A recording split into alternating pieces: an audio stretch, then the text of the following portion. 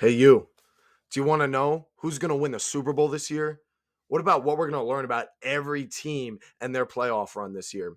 Well, if you're interested, listen to the whole video, leave a like, and you'll find out. Welcome to the pocket. I am your host, Scooter, and here for you guys today. I have my NFL playoff predictions, wild card predictions, but not just that. I'm giving you guys a full bracket. We are finally here.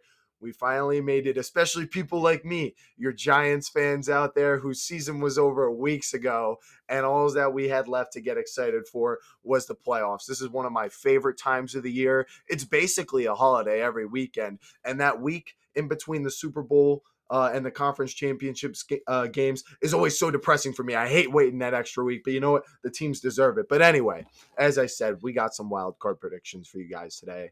But also, I got the whole bracket. And since I figured, well, if we're doing Super Bowl predictions, and this is kind of your last chance to redo it before you adjust it every round, I am going to frame my logic for picking these games and these upsets. There's a bit of a science, I would like to believe, to not just the NFL playoffs, but playoffs in general for any sports. But maybe there's a couple particulars that apply to the NFL playoffs. There's a bit of a science, right? A psychology, a team psychology, a player psychology. It's so interesting to me because I feel like it is the best chance you have at predicting these playoffs. So if you're not interested in that, you can use the timestamps and skip to my wild card takes. If that's what you want to see, just double tap the screen or go into the description and you will see them there.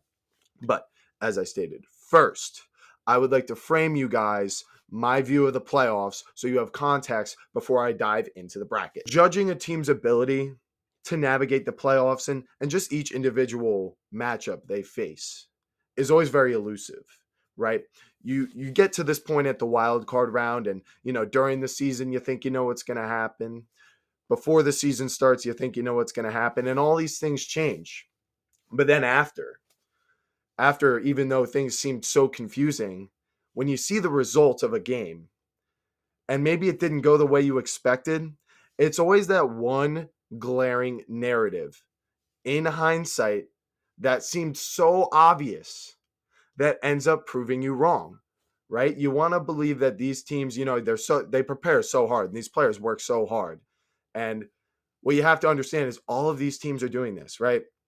And it really does come down to these narratives because their level of competition is against each other. Now, you sort of see stuff like this get foreshadowed, right? Sort of like the best wild card team versus the 4 seed. We got the Rams and the Texans as your 4 seeds this year. The Rams are versing the Vikings, who barely missed the 1 seed. So they're underdogs. And then the Texans, they won probably the worst or second worst division in the NFL. And they're going to play the Chargers, who have really been picking up steam recently. So they're also underdogs. So, like I said, you have some of these usual, Vegas realizes, okay, the best wild card team is probably better than the worst division winner. But it goes so much deeper than that, right? Because how would we be able to, or excuse me, we would get all these games right if it just went by Vegas and it just went by teams on paper and coaches on paper, right? There's so many things that go into this. And not to mention, the NFL playoffs is very, very competitive this year, I would say. Not just on the AFC, but on the NFC as well. The NFC is very much a mixed bag. I mean, you got the Packers. They performed so well last year in Jordan Love's first year with the youngest team in football. The Rams, they won a Super Bowl before, right? And the same two guys, the same two core guys who did it, Stafford and McVay, are still there. The Buccaneers, they beat the Eagles twice. I know once was with Tom Brady, but they beat them twice in the playoffs. And this year, they're one of the 2 teams to beat the Lions. I believe that is just 2 teams, right? The Vikings, they missed the 1 seed just barely. The coaching and roster, it's been performing so well this year, and it's pretty much all on Sam Darnold to not pull a Week 18. The Commanders, I just had this feeling that they can do anything in this playoffs, in this NFC playoff bracket. And then the Lions, well, they're the Lions. Now for the AFC, the Chargers, Harbaugh's been here before, and like I said, the team has been picking up steam recently. The Broncos, with a rookie QB, same thing with Daniels. You just never know what these teams are going to do. Texans, well, maybe they will wake up and look a little more like they did last year. And then the Steelers, well, it would have to be the best 3 games of Russ's career, like Ravens, Bills, Chiefs, or something like that. But, if they did get to the Super Bowl, they would probably win it at that point. Lamar, the Ravens, is this a 3rd MVP season for him, pending in the books? But the Bills and Josh Allen, he might win his first MVP that he probably should have won already and take it away from those Ravens. And then we have the Chiefs. So I mentioned the NFC was a mixed bag, but I didn't say that about the AFC. Why? Well, when we talk about narratives, like I have been, there is one main narrative that I want to stick to. I found this article. It's pretty good. It says a narrative about every NFL team in the playoffs, and I just want to mention only the Commanders and Buccaneers have a positive narrative. And they're going to play each other. So one of them are going to get knocked out. Only one of those 2 teams are going to survive. So every team has a negative narrative except for one. Why? Well, the Chiefs have a negative narrative too. What's theirs? Probability. They have won so much that it's just likely that they will eventually lose. That's not a very good argument, right? I mean, that's not a very good narrative. That just probability you're going to lose. That's like Vegas stuff, right? It doesn't pan out in, the real human sport that's actually going on. Josh Allen and Lamar, their negative narrative is they're doubted because they can't take down Mahomes. And if they can't do it, the rest of the AFC is being doubted for the same reason. And then the NFC, like I said, it's a mixed bag. I really could see almost every single team in that bracket coming out and winning the conference. But the thing is, they're doubted too when it comes to winning a Super Bowl. Why? Because no one believes that they will be able to beat the Chiefs. So the Chiefs narrative, I would like to use as my blanket narrative that sets the stage for all the rest. I would like to use beating the Chiefs and Mahomes when it counts in the playoffs as the target for these teams. This is what they should be shooting for. This is how you measure your success, and this is how you measure, how we evaluate these teams. How capable are they in the playoffs? So if you beat, say, Mahomes in the Super Bowl, that is the most credit you could possibly receive because you hit the target. Say you beat Mahomes in the AFC Championship and then you lose in the Super Bowl. That's the next best. Say you do that, but then you lose the Super Bowl. Excuse me, I meant win first, and then you lose. That's a little bit worse, so on and so forth. So if beating the Chiefs when it matters is the measure of your success and how capable you are in the playoffs, that is the main logic I go behind to evaluate these teams. And now it goes a little deeper, right? So if you beat a team like the Bills or the Ravens who are consistently competitive with the Chiefs, I'm giving you credit for that too. Now, say a contrast to this would be the Eagles Super Bowl run. I understand, they've been consistent for a couple years now, right? And they deserve their credit, and I've given it to them. But that Super Bowl run, I give them maybe the least credit that I've given any team for winning a conference. I mean, you beat the Giants and Daniel Jones, a team that overachieved to the max, and then a team who didn't have a quarterback for more than a half, right? Josh Johnson, I'm pretty sure he either got hurt right before the end of the first half or right at the start of the second half. So not really that impressive. You went toe-to-toe with the Chiefs, but you did choke a lead too. So that the best thing they did was, play close with the Chiefs. But, I'm not going to give you the same amount of credit that I would have given Joe Burrow for losing a Super Bowl because he went and beat Mahomes. He basically won a Super Bowl to get to the Super Bowl.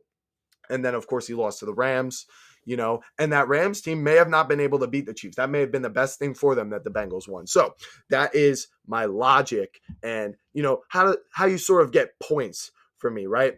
But that's just one thing. That's just sort of experience, right? Let's kind of mix that in and blend that in with the roster, the coach, and the quarterback, right? The main thing. So I went into a Excel sheet and I tallied this up. What I did was I measured coach, coaching staff, quarterback, offensive line, weapons, and then defense. The 5 main things I always talk about. I gave them each a percentage, gave every team a rating, and then I gave every team a grade. And now this grade is not a just team overall grade. This is a grade that is slightly biased towards this playoff experience and stuff, right? So if your coach has more playoff experience or your quarterback, I gave you a boost for that. And now I'm going to paste this image on the video for you guys, but I'm just going to read it off. In the NFC, we have the Lions at a 92 and the Eagles almost at a 92. And then we have the Vikings, who are falling, at about an 89, Packers, Rams, also at around a high 88, and then the Bucks and Commanders 86 and 85. Now in the AFC, it's a little bit more spread out. We have the Chiefs at 94, the Bills and Ravens floating around 92, and then Steelers 88, and the rest is 85 and below. So what we're seeing here is we have a top-heavy AFC, and then that mixed bag I was talking about before. So this also sort of illustrates how in the AFC, I mean, there's really just these three teams. I mean, yeah, I'm going to hope for the bottom four teams, but I just don't see it happening, right? I'm just being honest. And then the NFC, I could really see anyone.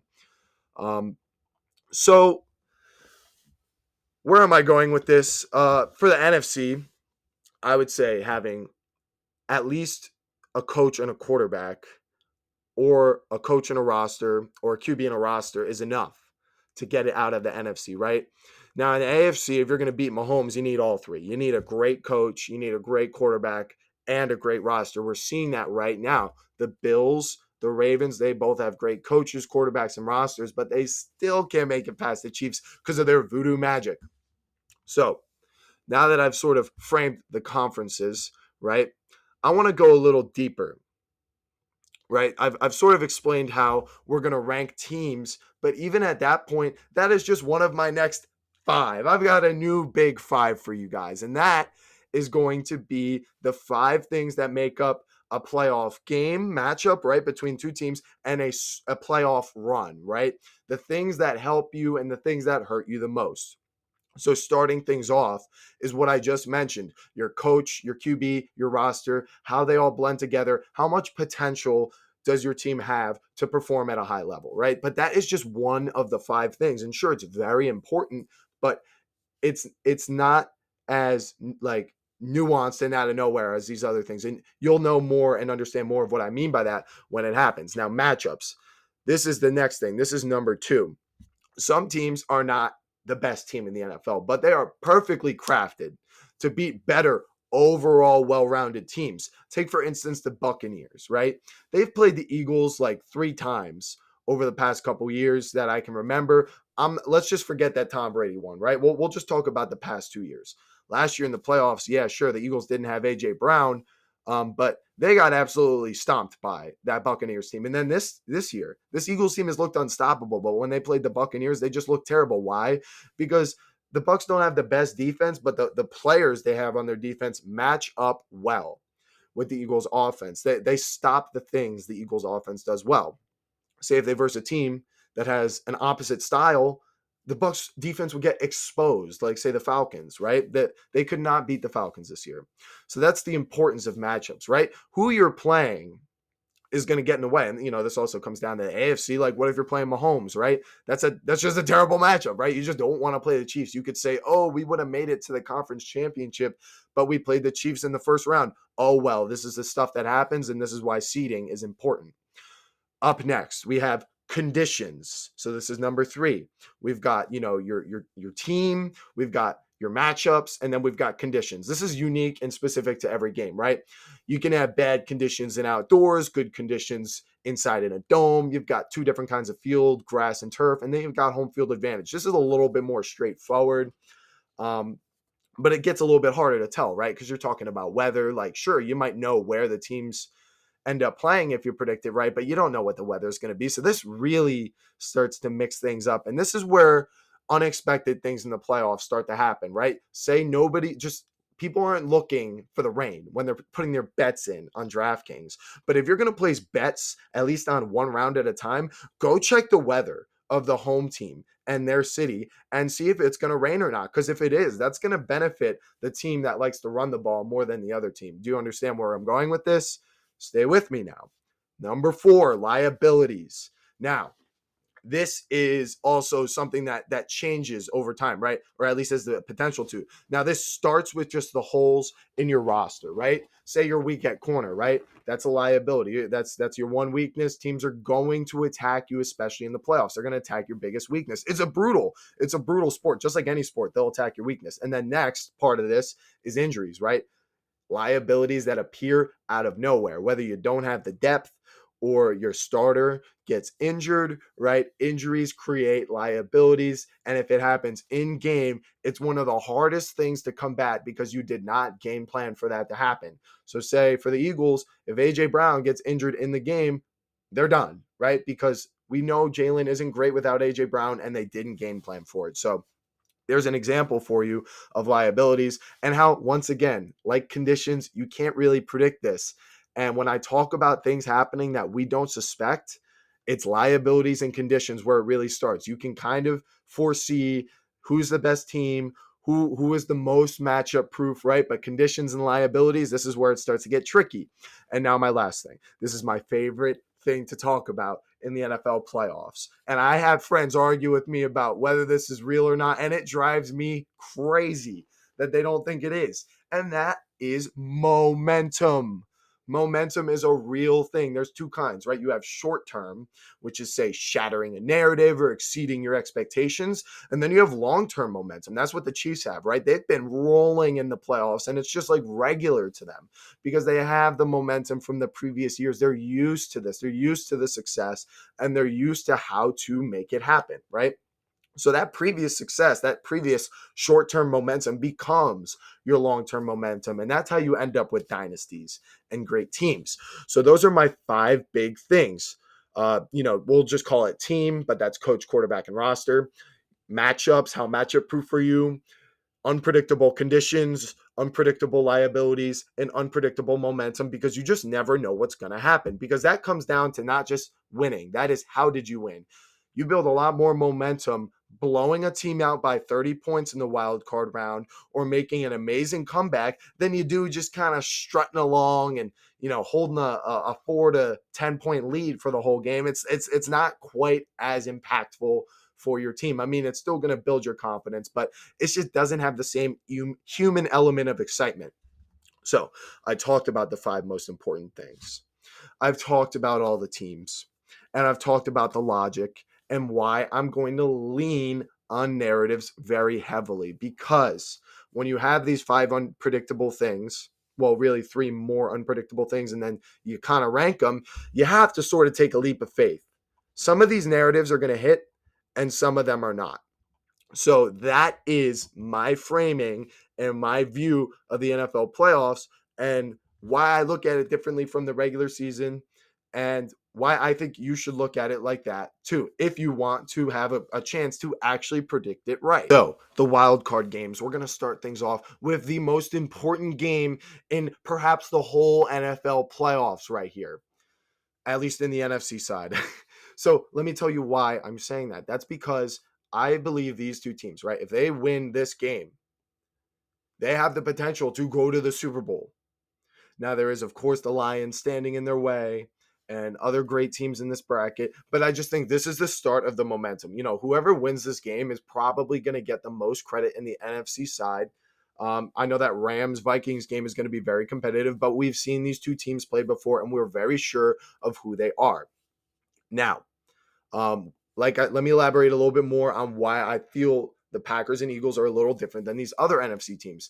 We know what the Eagles are capable of. We know what they're capable of if they get rolling, right? In the playoffs, they need that confidence. They need that first win. And then because Jalen's rusty, he's missed a couple weeks with the concussion and the left finger. So I really don't like that heading into the playoffs. But if they can get through that, then that's going to be great for them. And then the Packers, their first year last year, super young team. Jordan Love's first year in the playoffs, and they were red hot. They almost beat a fully healthy 49ers team, a team that's very similar to this Eagles team. And now I understand there were conditions that affected that game. I believe it was a little rainy, and that kind of forced some mistakes on both sides. But you understand where I'm going with this is this Packers team can be very dangerous. And they blew out in the same situation the Cowboys when they were the 7 seed. I believe they were the 7 seed, but they beat the Cowboys, destroyed them, and nobody saw it coming. So if you're looking at this game and you think this is just a toss-up, or excuse me, if you think this is an easy win for the Eagles, don't be mistaken. So now let's get into the game itself. Now, comparing the rosters and coaching, I would say the Eagles easily have the better roster. I mean, probably a better offensive line, better weapons for sure. Their defense has superstars all over the place, but the Packers do have a better quarterback. That's for sure. Now, both quarterbacks are coming off of injury and missing time, right? Jordan Love, he didn't finish the game last week. He got hit in the elbow and he had a little bit of numbness, and that's not good on his throwing hand, obviously. So that's not good. And also, not to mention their backup, who was good this year for them, Malik Willis. He has a thumb injury, also on his throwing hand, I believe. So that is not good for them. But also, Jalen Hurts, as I mentioned, hasn't played for I think 3 weeks now. He's finally practicing this week. Both him and Love were full participants on Thursday, so that's good for both of them. They get back out there. But this is where I'm going to inject my first narrative. Jalen Hurts is not healthy heading into the playoffs. You do not want to be rusty on your first playoff drive. You just don't. Why? Because the other team, if they're smart and they know, and they're aware that you're going to be rusty and you're not going to be comfortable, they should blitz him. They should blitz Jalen Hurts. We know this is his weakness. I understand they have answers that they can hit when you blitz him, but he doesn't do well against it anyway. And this Packers team, they're a pretty good defense. I think that they can make him uncomfortable. And if they can do that, and they can make Jalen mess up, that's going to give them a chance to win this game. However, if Jalen Hurts can maintain his composure and not make any turnover-worthy plays that really bite them in the butt, then they will win this game, right? If he plays a clean game. But if he doesn't, and they give the Packers a chance to hang around, LaFleur is he's gonna adjust his plays. And we know he's capable of coming out with a master plan like he did last year to completely dissect the Cowboys. So you cannot let them hang around in this game. You can't even let them be down like 14 because we've seen them come back from that before. Now, this Eagles team does smother teams with their run game and their defense, but this is just becoming a very interesting matchup. And now, what I will say is if both of these quarterbacks are rusty, right, because Jordan Love should be rusty too, then it's sort of going to come down to run blocking, run game coaching, and the running backs. I would say that the Eagles probably have an advantage there. Saquon's better than Jacobs. They have a better run blocking offensive line. And then with the read option and all the stuff that they do, with their run game, then they certainly have a better run game. And if it's going to come down to that, then I would say the Eagles are going to win. But I am sticking with this narrative. I said this from the start of the season. What I saw from the Packers last year, I was not going to forget. People saw the way they looked, and, they had a good streak at the end of the season. They were playing well at the end of this season with the exception of the last game. But nobody expected them to come out like that versus Dallas. I am anticipating the same thing, that Matt LaFleur is just hiding, some of his plays, right? As a good coach should do, is not reveal your entire playbook before you get to the playoffs, so that first win is a lot easier. So I am actually going to predict the Packers to upset the 2-seed Philadelphia Eagles 24-20. 24-20. So this is going to be a lower scoring game. It's a projected win for Philly 25-20.5. So I'm sort of flipping that.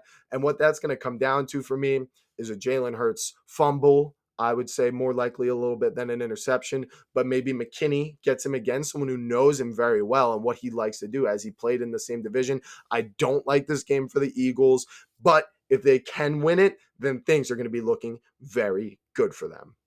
Up next in the NFC, we have another very exciting game. The 6-seed Washington Commanders are traveling to the 3-seed Tampa Bay Buccaneers in what should be an offensive shootout. So I'm getting a little bit of a tough read from this game. Both of these teams have had their bad weeks, but they've been pretty good for the most part this season. Like I said, two great offenses, but I would say the Bucs, the way that they've played against competitive, above 500 playoff teams, whatever you want to call them, I would say we've seen a little bit more from them when it comes to that. So the Commanders do have a great record, but I would say that I think the Buccaneers are going to come out and win this game. They did play week 1, and, that's such a long time ago. You don't really want to, put too much stock into it, but I just think it really did show, because Jaden Daniels was pretty good right off the bat, right? So I don't think it's too much of a stretch to kind of pull from that game. And I think what we're going to see is that this Buccaneers offense, it's not one dimensional in any way. They can run the ball, they can pass all over you, they can block, and their defense, it's not the greatest. It's had some really low lows, but they can also really clamp up a mobile quarterback if they want to, right? Getting pressure up the middle and stuff like that with Vita Vea. It's what they like to do. Like I said, Todd Bowles, great defensive coordinator. I think that's going to be the difference is that, Dan Quinn's a good DC, but I think the Bucs defense is a better unit. And even though it can be a liability, and I think they will let up points, I think they're going to do just enough to help them pull off this win. So I'm going to take the Bucs in this one, 34-33. Now moving on to my next game. And by the way, for that game, that one was really tough to come up with a narrative for because the Buccaneers have been in the playoffs and we know what they're capable of. We know what they can do, but the Commanders really haven't. And so it's really just the Commanders can do anything.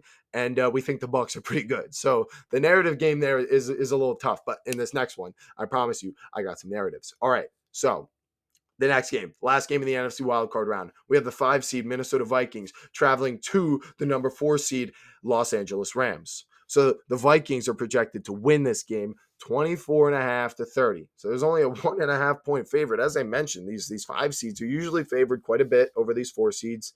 But in this game, it's a lot closer. Why? Well, the Vikings, they did play the Rams this season, and one of their few losses this year was to the Rams. It was a primetime game. I believe it was a Thursday night. But this Vikings team, like I said, they lost to that Rams team. It was one of their few losses. Some people said, oh, well, they just played the Lions the week before. Everyone always loses the week after they play the Lions, right? Because you get beat up. Well, you like narratives? They played the Lions last week and got demolished, like 31-9. They couldn't do anything. They looked shaken up. It was like the whole season, all the momentum they had built up from that point completely fell flat when it mattered most. And now you got to go right back. Instead of having 2 weeks to prepare for the divisional round, you got to turn around and play the Rams, who have won a Super Bowl and have been here year after year after year when they're healthy, at least.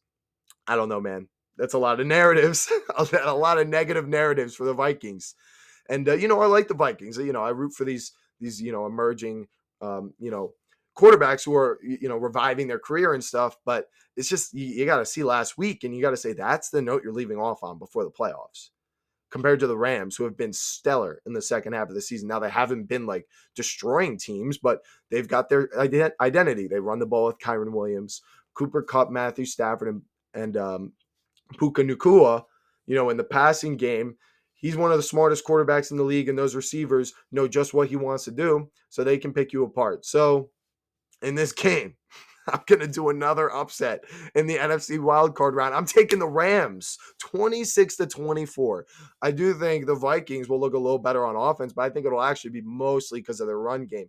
I think Darnold, he'll make a couple nice throws here and there, but he's actually going to have a crucial mistake that gives the Rams a position to either extend the lead, put it away, or score a game-winning touchdown, field goal, etc. So, like I said, I'm taking the Rams 26-24. That's 2 upsets in the NFC.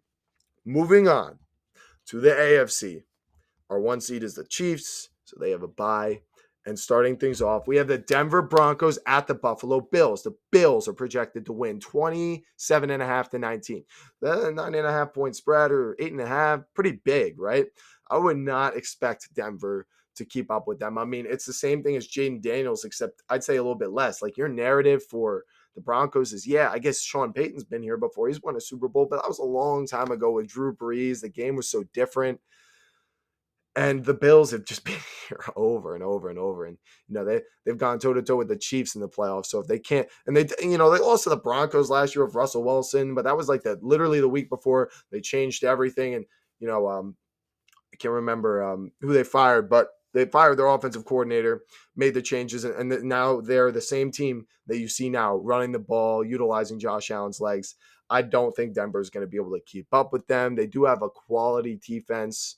And these teams are actually kind of similarly built, right? I mean, they've got a quality defense. I'd say Denver's is a little bit better. But on offense, the offensive line is pretty good, but you just kind of have some collection of weapons and, a couple different running backs that you mix in there. Even a mobile QB, but you know what? That's just the big difference right there is, even if you want to compare the coaches and say they're equal. Josh Allen is just so much better than Bo Nix that I just see no way that he doesn't find a way to win this game by himself if that's what it takes. So I'm going to take the Bills to win this one 30-21, cover that spread, and that would be the over as well. I don't think this is a shocker to anyone, so no bold takes right there. And then up next, we got the Steelers at the Ravens. This is another game where, earlier in the season, this would have seemed a lot more interesting, but the Steelers did beat the Ravens. And I had a lot of hope in the Steelers based on how they were looking in the middle of the season, but 0-4 to close the year. Horrible narrative. Like terrible. So I gotta be equal, right? So if I'm gonna hold Minnesota to their negative energy heading into the playoffs, I gotta hold it to the Steelers too, right? I mean, it would take the best figure it out, get right game for the Steelers to, basically turn it around against the Ravens, your best team in your division this season, year over year. They make the playoffs and make noise and compete with the Bills and the Chiefs. They've been here before. This Steelers team, Russ has been here before. The Steelers team has been here before, and Tomlin's been here before, but it just hasn't looked good heading into it. So I just can't have confidence in them. It's at Baltimore. Henry and Lamar and the squad are going to do their thing. They're going to pull off the win, 26-17. You want a narrative for this one? It's that the Ravens are hot and the Steelers are cold. I mean, and it's just as simple as that sometimes. Coming up next, we got the Los Angeles Chargers, the 5 seed, traveling to Houston. And yes, the Wildcard Chargers are favored, 22 and 3/4 to 19 and 3/4. So they're a 3-point favorite. It's a little bit more than the Vikings were over the Rams. But this Texans team, they just stumbled their way into this playoffs. They won their division. Their division was terrible. Jacksonville, Tennessee, bottom teams. The Colts lost to the Giants when they needed to win in order to make the playoffs. I understand they had Flacco win, but you understand where I'm going. This Texans team. It's not just that they don't have an impressive division. They've had a horrible second half of this season. Now they've been tattered by injuries. Offensive line, Diggs, Tank Dell, both out for the year. So that wide receiver trio that was so dangerous is now just Nico Collins, I think John Mechie, Robert Woods, Dalton Schultz at tight end, and Mixon's been ice cold too. So it's the same thing with the Steelers and the Vikings, where just if you don't look like you have it figured out in the last couple weeks of the season, I don't think you're going to figure it out in the wild card round against a team that's giving you their best shot, especially a team like this Chargers team. They're the opposite. They've been hot. They've won the games they've needed to win to, enhance their playoff positioning, against the Broncos. They were getting, they just blew out the Patriots. So they had a great win against a bad team, doing what they're supposed to do.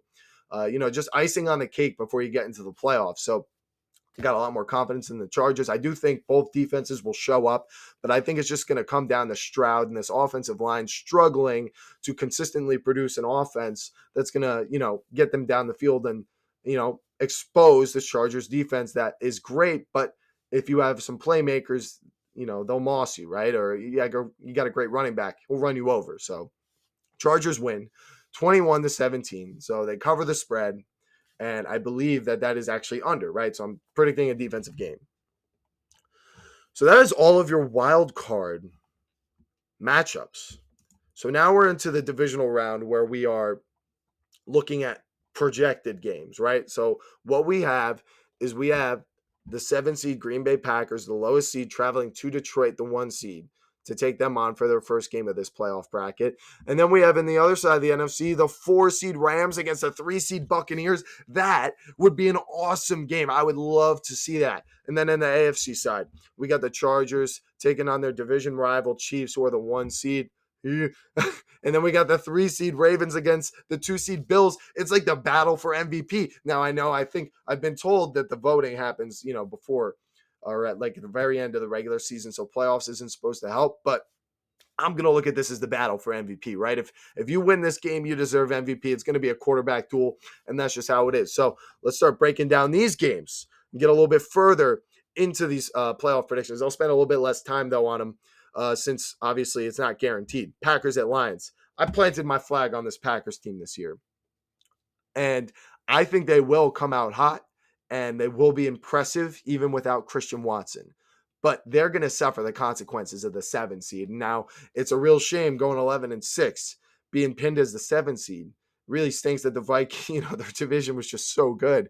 But they're going to suffer the consequences for it. 2 years in a row, you're playing the 1 seed and the 2 seed in your first 2 rounds of the playoffs, and I just think the same thing is going to happen. Is they're just going to upset that first team. They're going to look great against the second team that would be the Lions, to the 49ers of last year, and they're going to lose 30-28. I mean, these two teams know each other. But this Lions team, they're going to have the bye. They're going to have the extra time to prepare. Montgomery might even be back. Like, no way. They didn't have Montgomery, I'd give him a bit more of a chance. But unlike the Eagles, who I compared very similarly to the Lions, they don't have that injury at quarterback. That injury at quarterback is like an injury to an entire unit or an entire offensive line. It is so brutal when your quarterback, when it's cold, the playoffs, like you just can't have it. So that's why I could see them beating the Eagles, is because the Eagles have that problem. And the Packers have it too. But I think, I'm just obviously taking a leap of faith to put trust in them and LaFleur to figure it out. But the Lions, just a superior team, extra time to prepare. That's the benefit of the 1 seed. And because of it, they're going to get the win. Packers suffer the consequences once again. When will they learn? Up next, we got the Rams and the Bucks. Like I said, what a game this is going to be. It should be a shootout, but two teams that can run the ball and pass the ball. Who really knows what the game script is going to be here? Is it going to be a heavy run game where they're trying to control the clock, limit possessions for the other team? I could see that. So Kyron Williams, Bucky Irving, Rashad White, they could be good picks for your your best ball, your playoff best ball things, or if you're doing a weekly lineup or something. But I just think this, like the Commanders game, is sort of tough to get a read on. Both of these teams, they have random bad games, right? Like for the Bucks, it was the Cowboys. For the Rams, it's somewhere in there. Maybe you got to go all the way back to the Cardinals or some of their earlier games of the season, but they have bad games. You better believe it can happen. Usually it's due to injury, but I just think the Rams have more experience, right? They've won a Super Bowl. Yeah, the Bucks have been here. They've been in the playoffs, and they've done well. They really have. But this Rams team, they are fully healthy. Like I said, they've done it before, and I just have more faith in them, right? That's your narrative. Once again, I'm going back to the experience. It's so important for your guys to have confidence in their quarterback and say, yo, he's done this for us before. We got him. It's completely different from we don't know what's going to happen. Our quarterback's never been here before. So I'm going to take the Rams to win 31-30. Disappointing loss for the Bucks. Could really go either way, but I just have a feeling the Rams would be the ones to pull it out. Now, next, we got the Ravens at the Bills, battle for MVP. I mean, what a game this is going to be. I could dive deep into this, or I could just tell you it's a coin flip. It really is. The Ravens dominated this Bills team, but this Ravens team couldn't beat the Chiefs, and the Bills could, right? It just goes in circles, and I really feel like that is what it's like with these three AFC teams. But you know what? When it matters most, who's going to get the job done for you? Now, these teams have met in the playoffs before, and to my memory, the Bills beat them, right? And now, obviously, they're different teams. Players have improved. Lamar and Josh Allen have both improved. I just got this feeling, the Bills are home. It's like that little extra edge. And I think that's what got the Ravens last time these two teams played. I'm pretty sure it was in Buffalo. And yeah, I'm just going to take the Bills to win this one, 28-27. I don't want to see either of these teams lose. I want to see one of them in the Super Bowl. I want to see the Chiefs not in the Super Bowl. But unfortunately, 2 and 3 seed, they're going to have to play each other. And I'm going to have the Bills advancing. Up next, we got the Chargers at the Chiefs. I just straight up would be stunned if the Chargers lost. Chargers fans, I'm sorry. I really don't feel like diving too deep into this. If Jim Harbaugh and, Justin Herbert and the team are able to, execute a plan that defeats the Chiefs, you guys are going to be like my biggest riser over the whole year, because that would be that. Like I said, you're getting more credit than anyone else potentially. I think even beating Mahomes in like a wild card, divisional, or AFC championship game might be more impressive than winning the NFC. I don't know. You could argue with me, but to me, beating Mahomes in the playoffs when he's standing in your way, pushing him out of the way, that to me is a little more impressive, because as we saw with the Eagles a couple of years ago, you could just stumble into the Giants and 49ers, right?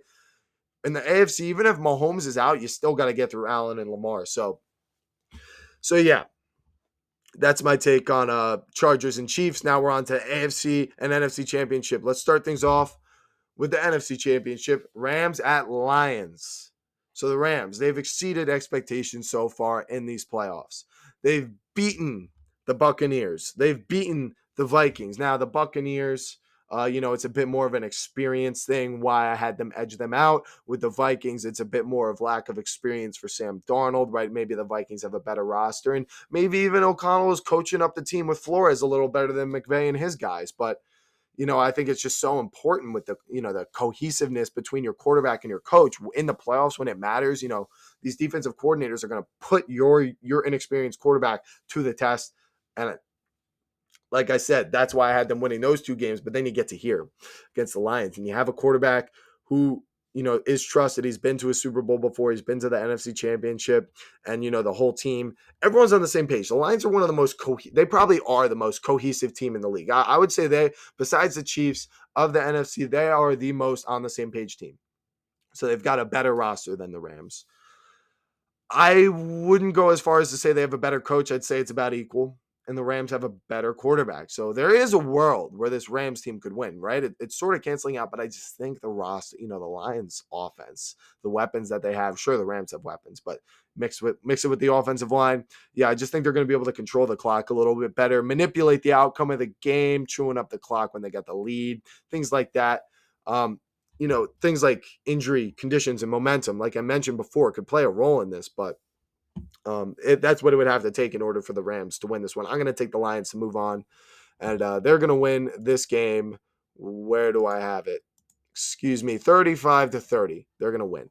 And then I also want to mention that's sort of a battle of who won the trade, right? The Lions and Rams traded Goff and Stafford and a bunch of picks.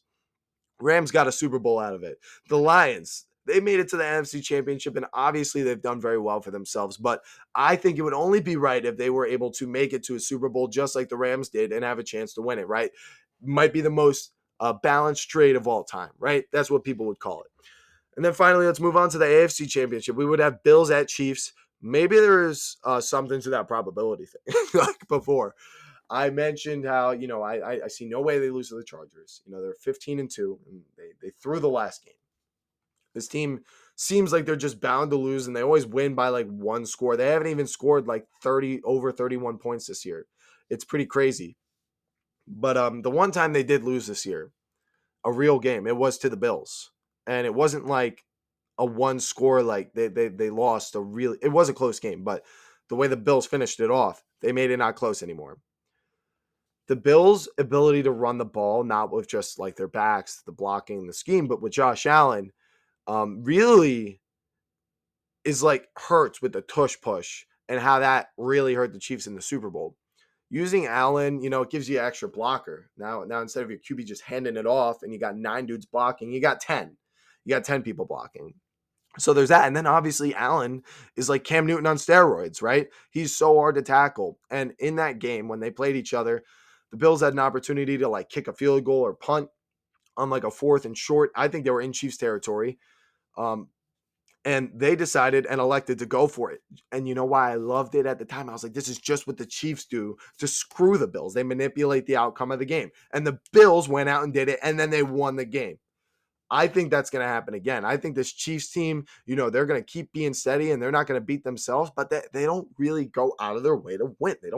That's not what they've been doing now. I'm sure Mahomes is capable of playing better than he has this year, but I'm just going to take the Bills to repeat what they did earlier this season. I think their win this year was a lot more convincing than their regular season win from years ago. And I'm going to have that Super Bowl matchup. Bills-Lions. It's going to be the rematch of the century. Coming off a win versus Mahomes, Josh Allen is ascending. And the Lions finally make it through the NFC. There's no 49ers to stop them. You got the Rams, Bucks, Packers, and Eagles. And, I think they can beat all those teams. And you see how I have the bracket playing out. But I think with Josh Allen ascending, beating Mahomes, sort of like Joe Burrow did, I think they actually have a better team than the Bengals did at that time. And it's actually very, there's a lot of parallels in this outcome that I have here that there are to that Bengals-Rams Super Bowl, right? It's the same trade is involved. You got an NFC super team making it through, and then an AFC team that's just this quarterback that's just carrying the team. I know the Bills are a great team, but you understand what I mean. The contrast in this game. Obviously, we know it's going to be a shootout, and I could really dive into it, but I'm not going to. I'm just going to give you my take. I will have this game be a shootout. I don't know like what the lines would be, but I'm going to assume they're going to have both teams scoring over 30. And, defense might make a couple plays here, a couple turnovers, something crazy might happen, but it's going to be an offensive game. The Lions, they might have Montgomery back by then. They probably would. And they'd be able to run the ball. But the Bills, like I said, they got Allen.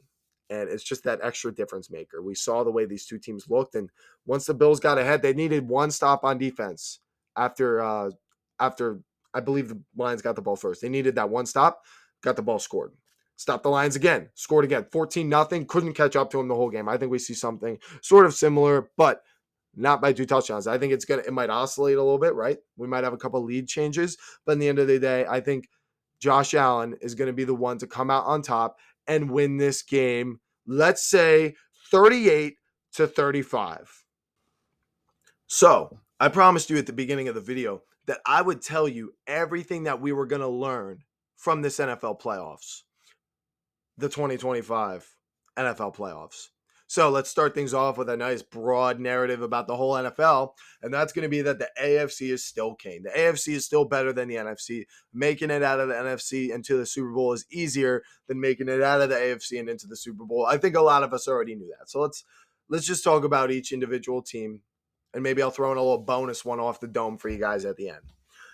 Josh Allen is now on Mahomes' level, and so are the Bills to the Chiefs. So that's your narrative for the Bills. For the Ravens, their narrative is they're an AFC championship win away from just winning the Super Bowl. Laying off of that AFC narrative, if they win, I'm going to assume they beat whatever NFC team is going to get through, just like I'm assuming for the Bills. Chiefs aren't going anywhere. They may have lost this one, but they're just going to come back angry next year, and nobody wants to see that. For the Chargers, it's going to be that they're emerging. I'm going to assume they beat the Texans, and, they might keep it close with the Chiefs, but I don't think they're going to beat them. But you know what? This is such a huge improvement. They've been to the playoffs, but they haven't won or performed well. So winning a playoff game for all the veterans on this roster, for Herbert, it's going to be a huge confidence boost, and I think they're going to be here to stay. Next, the Broncos have potential. Bo Nix and Sean Payton, the marriage has worked well. The defense, the offensive line, good blend right there. They got a running game. And, they got some young weapons that are working out. They kind of remind me of the Packers a little bit. LaFleur, Payton, Nix to Jordan Love, collection of random weapons, good offensive line. And, well, they got even better defense. So, there's something the Packers had better, but then with Jordan Love, and then they've got the better defense. So, a little different. But, yeah, the Broncos have potential. The Texans, I think they overachieved a little bit last year. They made the playoffs at 10-7, but they won so many one-score games. And yeah, Stroud looked great, but it seems like the league has really caught up to their scheme, and their offensive line hasn't held up for Stroud, and Stroud has sort of regressed based on his performance this year. And then the Steelers, they need a permanent solution at QB. I don't even know, depending on what happens, if they're going to keep Russ, right? I mean, if they just lose this Ravens game and it's bad and ugly, they might put in Fields or something and try to save the game. But I just think it's the Russ dream was over. The Russ Linsanity run is going to end, and we're going to look at the Steelers as a team that's going to need a quarterback. All right, let's move on to the NFC. The Lions, they're the new 49ers, right? The 49ers, they got Brock Purdy. They're going to have contract decisions heading up. They're gonna regress a little bit. They still have Shanahan, so don't doubt them and think they're gonna miss the playoffs and stuff. But the Lions, they're here. They have the roster, they have the coach, they got the quarterback, everyone's paid, they got everything they need. They're going to be here every year, 1 or 2 seed in the NFC. Eagles, for me, if this happens, right, if they lose first round to the Packers, like I have them, they're going to need to change their head coach. They're going to need to fire Sirianni. You cannot be unprepared in the playoffs every year that you didn't go on that crazy run where you beat the Giants and the 49ers without a quarterback, right? Then if you take that away, your playoff record is losing in the first round 3 times. I think that's enough to fire a coach. If that doesn't happen, the Eagles are going to enter that. Right. I think they would go far if they won that first game. So they're going to enter that 49ers Lions, narrative if it goes the other way. So there's 2 narratives for you Eagles fans, all right? I got a positive one and a negative one based on the outcome. So you're the only team that gets that. So I actually gave you guys a little extra love. How do you like that?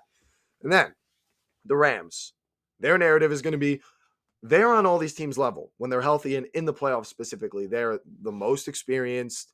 Jaden Daniels might eventually be the best quarterback in this conference, but right now I'd say it's Stafford. And, you pair him with McVay, and it's just so dangerous, right? The Bucks. The Bucks are building a competitive future, and they're going to have room to grow. They got a lot of young talent, and then they got some old veterans like Evans. There's some holes on the defense that they really need to fill, and maybe a couple depth spots they can help out on the offensive line. But I mean, I think they're here to stay too. I mean, this Falcons team was supposed to be good enough to win the division. They couldn't take it away from them. The Panthers are emerging, but they're still behind, and then the Saints, well, they're restarting. So I think we could see the Bucks winning the division the next couple years. The Vikings, they need to choose their quarterback very carefully this offseason. If this happens and they lose first round, I think that might be enough for them to try to trade Sam Darnold, or I believe he's a free agent, so they would just not re-sign him, keep Daniel Jones, finally use J.J. McCarthy. You're going to say, listen, we did this with Darnold, then if we believe McCarthy is who we think he is, then he should develop too, and Jones will be the backup. Now for the Commanders.